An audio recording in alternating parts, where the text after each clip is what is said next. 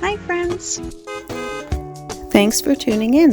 If you like this video, please give it a like, comment below, and take a moment to subscribe to our channel. Welcome to Seagrove Beach, Florida.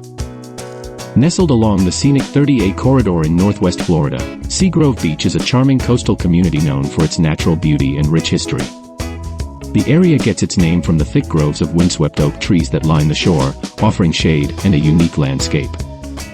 In the early 20th century, Seagrove was a quiet fishing village, with local fishermen casting their nets into the turquoise waters of the Gulf of Mexico. Development began in the 1940s when rustic beach cottages started to appear, attracting artists, writers, and those seeking a peaceful retreat.